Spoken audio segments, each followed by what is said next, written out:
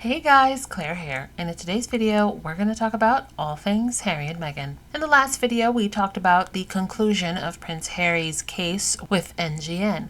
Now we shared some reactions from people on social media, but public figures like Maria Shriver also chimed in. She wrote, "Rupert Murdoch's outlets rarely apologize. The Prince Harry case was different. Bravo to him for staying the course and getting the apology he needed and that his mother was due." Stella Parton, sister of country legend Dolly Parton, also said, "On a positive note, I was thrilled for Prince Harry's victory yesterday. The courage he showed to exonerate himself and his mother says all that needs to be said. Rupert Murdoch and his little minions had to apologize and Murdoch had to pay up. The royal family will probably be pissed about it, but so be it.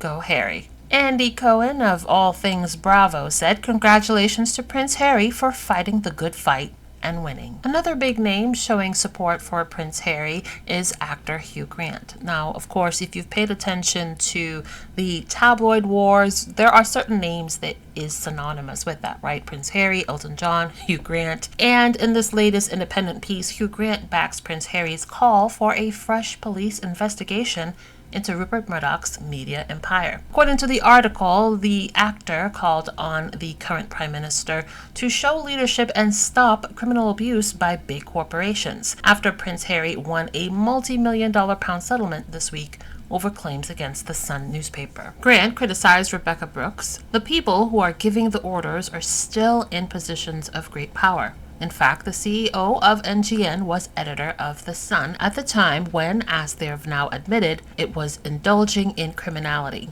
Mr. Grant said that he and other members of the Hacked Off group, who have campaigned for tougher curbs on press abuses, did not think sufficient action had been taken to stop it from happening again, or to hold those responsible to account. Quite clearly now, there should be Leveson 2. This is something that was repeatedly promised by the Labour Party in opposition to victims of press abuse over and over again, and now suddenly seems to have disappeared from their priority list now that they're in government. I have some sympathy, when I'm in a generous mood, for politicians who are terrified of the Murdoch organisation and of their power to destroy their careers and affect their political ambitions and their party's fate in an election. But this is why we now need leadership from the Prime Minister. If a government is there for anything, particularly a Labour government, it is to protect the public from the abuses and criminality of big corporations. Dick Newby on X said the government cannot afford to ignore outcome of Prince Harry's hacking case. When a corporation admits illegality, surely police and CPS have a duty to investigate, no matter how politically inconvenient and courageous. His phone was hacked by the News of the World. He received damages, and you were actually due to be cross-examined, I think, in this case. Yes, on Monday. Had it gone ahead. On Monday I was meant to be on. This is the first time the Sun has admitted unlawful activity, not of its journalists, but of private investigators it hired. How significant is that, do you believe? Well, the first significance of this is simply that they have denied under oath, in a court case, under oath at the Leveson inquiry, and again publicly, that this ever happened. So they finally admitted something which they have actually been lying about, and not just ordinarily lying, but lying under oath. Now the real question now then becomes, was this ignorance? Were they totally incompetent? Or were they actually knowingly trying to mislead a court of law and a public inquiry? And if it's the latter, that's perjury. And if it's perjury, that in itself is a criminal offence. So somebody at News is in pretty hot water for that reason.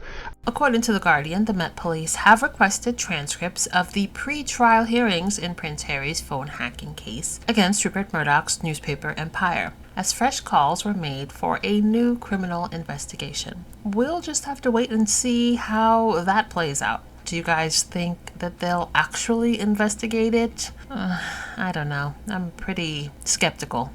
What do you guys think? Dirty tricks, the lot of them. Let me show you how it works. If I want to take you to court and you say, "Bro, don't take me to court, here's 10 million. I say, "No, I want you to stand there and tell everyone what you did to me and my family. My mom is dead, bruv. And you guys hurt her. I want you to be humiliated in court. If it goes to court and the judge says, guilty, you're liable, give him 11 million, and you say, but I already offered the man them 10 million, they'll say, what? We did all of this for an extra 10%. You wasted the court's time. You're now liable for everybody's legal fees. So Harry would have been liable for the Sun newspaper, his legal fees, everything. It came up to 10 million. That's how they silence people. They give them offers, and if you don't take it, even if you win, you still lose, bruv. Harry did the impossible. Harry did the impossible. He stood up for himself and went against the British media in unprecedented case. They apologized to him and his mother. This is a big deal. He stood up for his mother the way nobody in that snake-infested institution ever did. He stood up for himself. That's an honorable step. And taking legal action can be the most powerful journey because it offers you behind the scene invaluable insight of who were the players, how the blackmailing was taking place, and I'm sure he had a hunch how that was taken, but it's nice to see it in writing. It offers you an evidence, and I think he had a damning evidence because I am sure his family were shaken by the idea of this case ever going to the public because people will see them for what they are, and the British media didn't want to go to the trial with this one, and so they settled, and I have a feeling they settled for half the price because his lawyers don't play. They stood on business. He had a great team. And people don't understand, British media is vicious in blackmailing people, in emotionally damaging people's reputations in career. And they have caused so much damage that people have themselves. That's how much pain they have caused people. So what Harry's doing is offering, saying, no, you cannot do this. And when you stand up to them, others can find an inspiration and say, hey, this is illegal. And illegal conduct are not acceptable, and be able to seek legal actions against them to protect themselves. And this is good. This is a good practice to have. And even bigger picture for me is always like when the minute he stepped away from that royal role and moved to US, he realized his family institution isn't as powerful as he thought, because we're all product of our environment. It's easy for us to believe that we can never change, right? Because he was part of over 1,000 years old institution. He's a spare, and on top of that, he had a public pressure as the prince, the charming, the golden prince, and all of that no longer hold so much power over him. And I think in doing that, in stepping away, leaving that royal life behind, Harry has freed his children from the same cycle as he experienced, because they would have inherited his rank as a spare and used as a cover-up for Prince William's children whenever they needed cover up for them, and thrown to the wolf, in this case the media, at will. He broke that cycle. British media will never have a leverage over Prince Harry and Meghan Markle's children and bully them with palace leaked sources ever, because that's not their life. He's changed. That's a game changer. This is a huge deal. Kudos to Prince Harry. Now, there's an article from Prospect that I found particularly interesting. It's entitled, How Harry and Watson Forced the News Group Newspapers to Admit Wrongdoing. Why the circumstances show was NGN wanting to avoid a public trial and not the cost risks on the claimants that brought this case to its end. Now, this is a pretty lengthy article, and I'm not going to read it in its entirety, but I will try to remember to leave the link to it in the description box. If you're interested in reading it, you can click on there and give it a read. The part of this article that I really wanted to share with you guys goes as follows. It seems that it was not the financial might of NGN that defeated the claimants, but the readiness of the defendant to admit to unlawful activity rather than suffer a full trial, which on limitation the defendant, Harry, actually had a fair chance of winning. The case came to an end because the claimants had pressed on despite the formidable cost threats. The man trap set against the prince and Watson failed. Now, personally, I feel like if they had went to trial, like the article said, I feel like Harry had a really good chance of winning. Now, I'm sure that there are a lot of people in NGN and some in the palace who would rather not have that play out publicly via a trial. But at the end of the day, Harry got the things that he most desired: an acknowledgement of guilt and an apology. The money is just extra.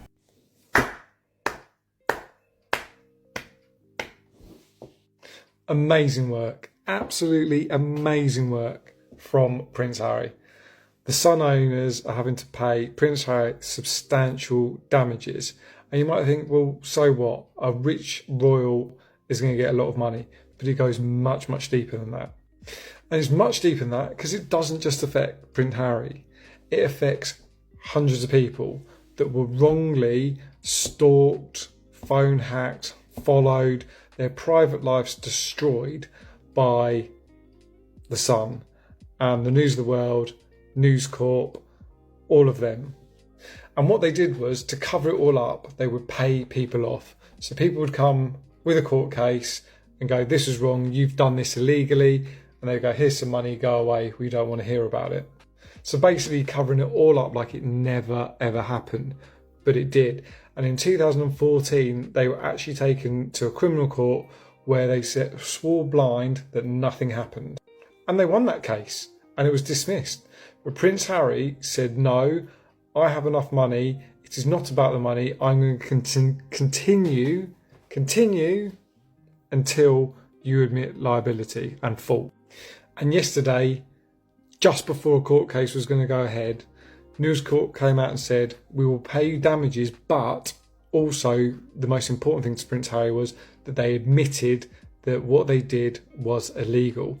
So moving forward now, it hasn't gone to the court case. Harry gets his lawyer's fees paid for. They've admitted liability, and now his lawyers have a mountain of evidence they're going to pass to the police.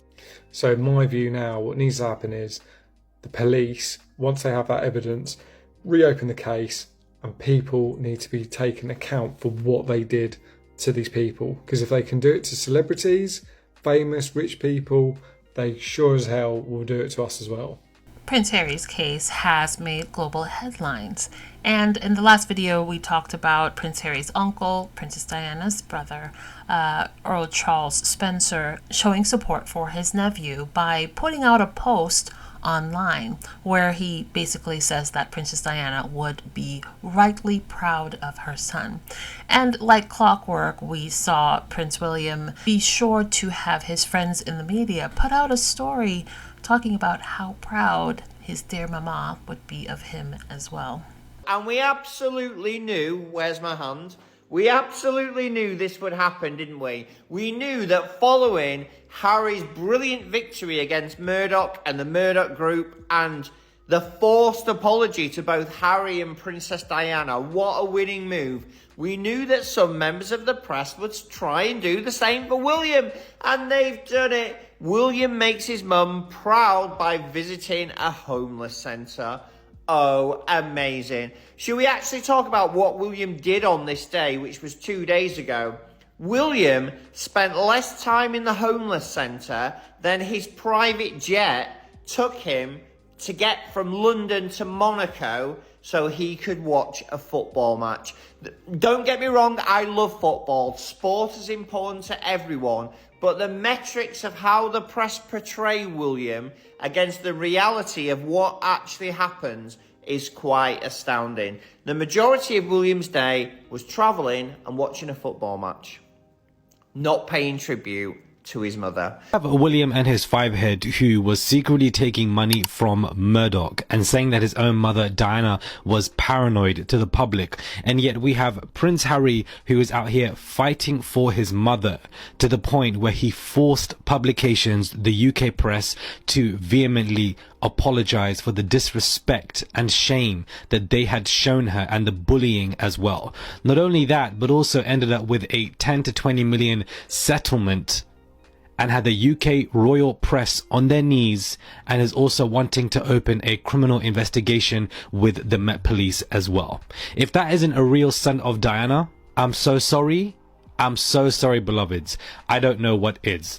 And you know who else is really upset with this? Camilla the Rat, because she isn't getting any good PR. Everybody's been talking about Prince Harry and Diana for the past 24 to 48 hours. Nobody's been speaking about Camilla the Rat. Now that is what I call royal sweetness, period. Truthfully, I really haven't been thinking about Camilla in the slightest as of late. Do you guys think that she is happy about the apology to Princess Diana? For those of us who have been paying attention, we know that she has fostered really close relationships with so many in the press in order to fix her public image while damaging others. Or maybe she just genuinely doesn't care. She's now Queen Camilla. She has what she essentially wanted all along. That family, man, it's a mess.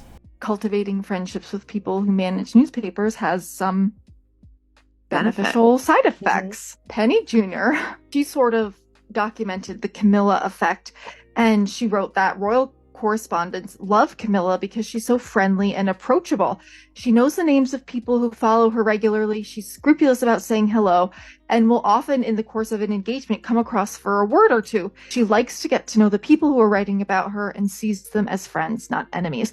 This stood out to me as so interesting because it's smart, and it's also the opposite of what we see from people who are born into the royal family. They uniformly have an antagonistic view of the press. Camilla is good because she usually leaves no trace. Very few people, unless you're like a real royal devotee news watcher, sees like these machinations behind the scenes. But there were a couple instances in which it was obvious, like Camilla's ties to certain, powerful people on Fleet Street. For example, she has a longtime friendship with someone named Geordie Grieg, who was formerly the editor of the Mail on Sunday and is now the top editor of the Evening Standard. But back when he was at the Mail, he wrote this 27 puff piece, which was like really the height of the form of royal reportage, because it was just like the puffiest puff piece that ever did puff. The lines in the article were included such stunning turns of phrase as, among her gifts is an extremely good emotional radar and intelligence, and she embodies the perfect combination of sound judgment, strong duty, family loyalty, laughter, and deep love for her husband. I mean, as we know, yesterday Harry won. He won a significant amount of money, rumored to be between 10 to 20 million. Yay. I was hoping for 50. I hope it's more 50, so that by the time he pays taxes, etc., he's left with a significant amount for his children's trust fund. But hey, I digress. We also know that, more importantly for him, he got a full and unequivocal apology for himself and for his mother. Now, I want to try and talk about some of the implications of this, because for the first time, 1,300 cases, 15 years later, the Sun has admitted that yes, they did engage in unlawful activity. This is a massive shift in their long-standing position. That is huge. To get that rag to admit, that is huge, because it then makes you think, okay, all the previous investigations, the Levinson inquiry, where they said, no, we don't know anything, that means they were lying. Wow. And that is huge. The second thing was the size of the settlement. In my view, I don't think it's enough. However, it gladdens my heart that Mohale, good King Harry, got 10 to 20 times the settlement that the other brother got. The other brother went down the hush-hush, nobody knew about it kind of route, didn't get an apology for himself, didn't get an apology for his mother, didn't even get an apology for his wife, the mother of his children. But in contrast, his younger brother, he got everything that he didn't get, and he got 10 to 20 times more money. I love that. Poetic justice, karma. Now, let's look at the broader impact of this historic win of Harry's. This now sets a precedent for media accountability, because so far, many people who tried to hold them account Remember, 1,300 cases or 1,300 lawsuits. Everyone who's tried has had to give up. Even Hugh Grant, who is comfortable, some might even say rich, he had to give up because he knows that if they offered him a settlement at an early stage, and then later on, if he takes them to court, goes through trial, and if he gets an award that is even £1 less than what he was offered, he would have to pay the legal fees of the opposing side. And we know that so far, NGN Group has paid out over £1 billion, £1 billion to 1,300 people. So they have deep pockets. So it took somebody like Harry with deep pockets and a lot of determination to bring about that media accountability.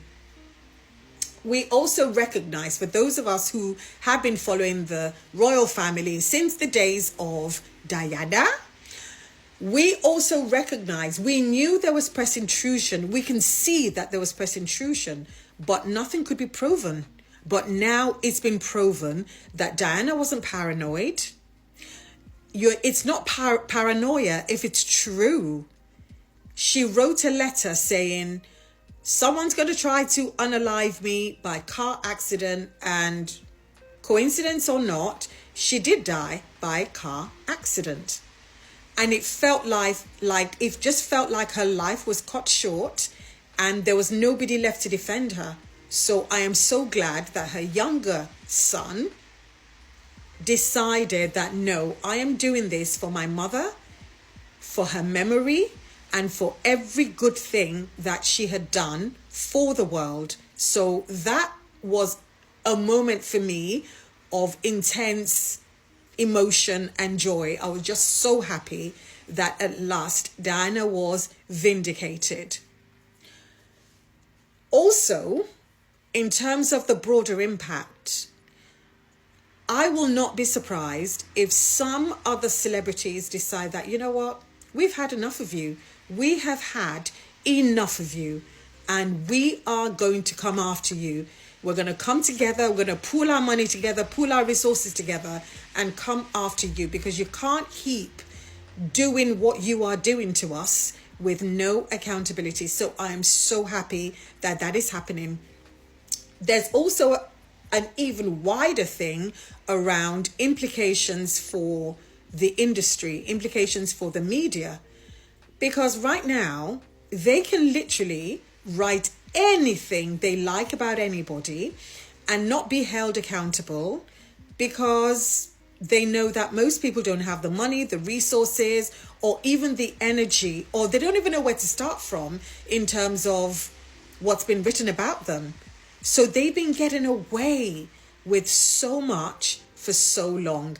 And we now understand why they were ramping up attacks on Harry, and they were ramping up attacks particularly on Meghan, because they kind of thought, well, you know, we can get away with it. Is it going to sue all of us? Is it, you know, they literally, and you can tell the collusion between the media, the establishment, and that family. And I suspect that the reasons why they settled and said, you know what, we're going to apologize, is because they didn't want what Harry had discovered, all those emails, etc., all those correspondence, they didn't want it to come to light.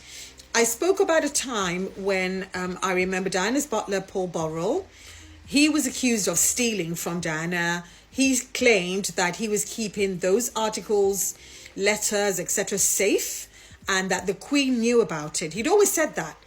And then he was taken to court, and the very day that trial was due to begin, the Queen intervened, because she probably thought to herself, if this gets made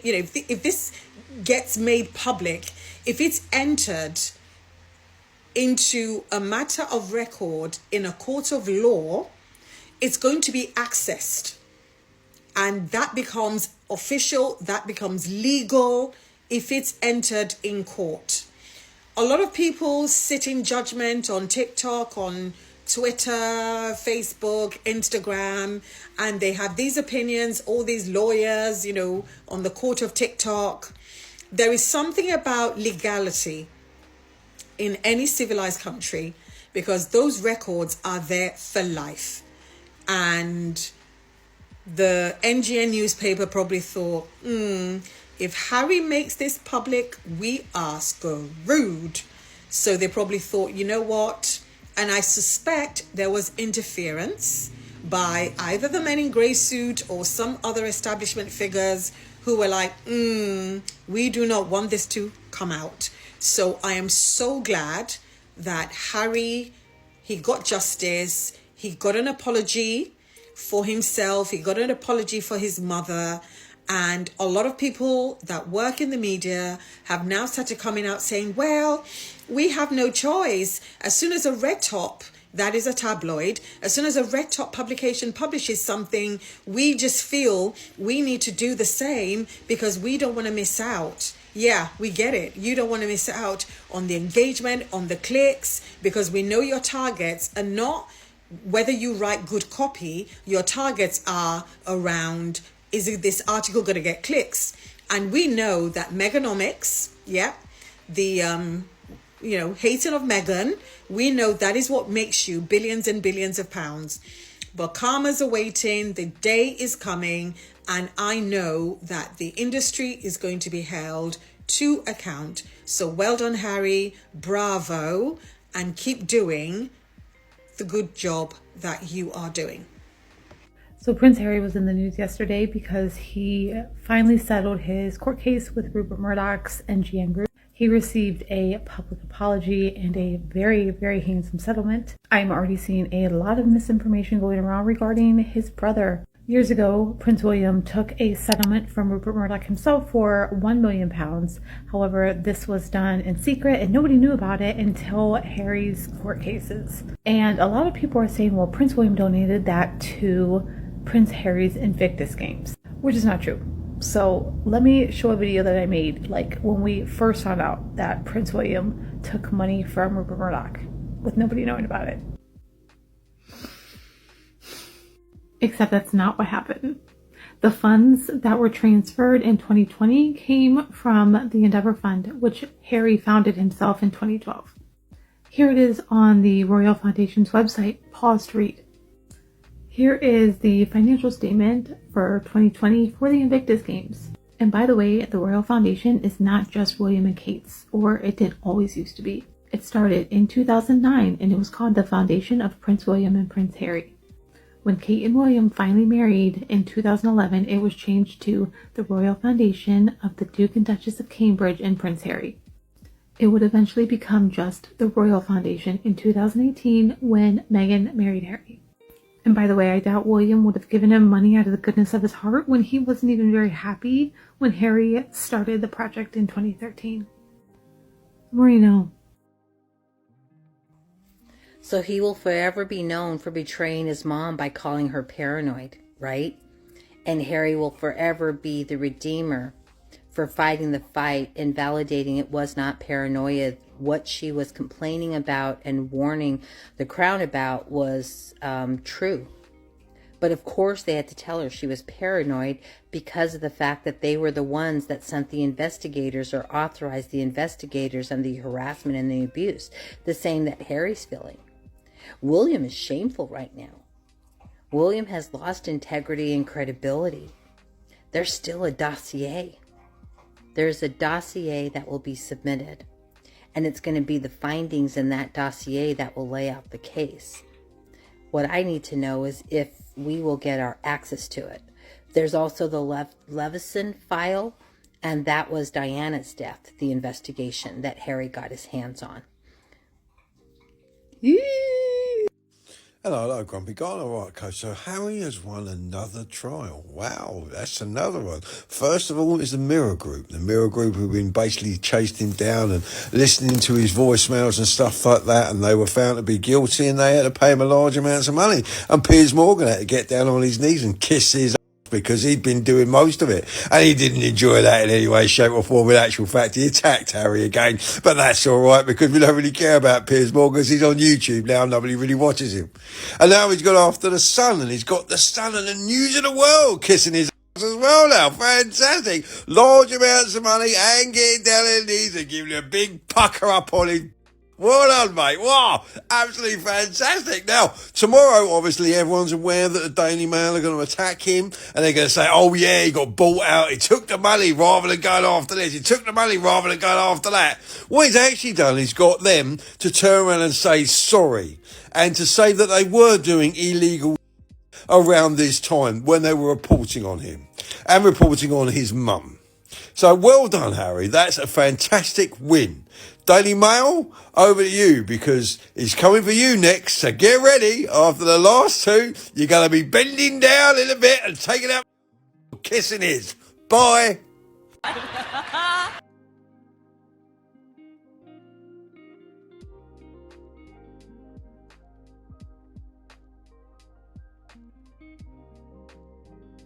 Thanks for watching. Don't forget to like and subscribe. Also, hit that notification bell.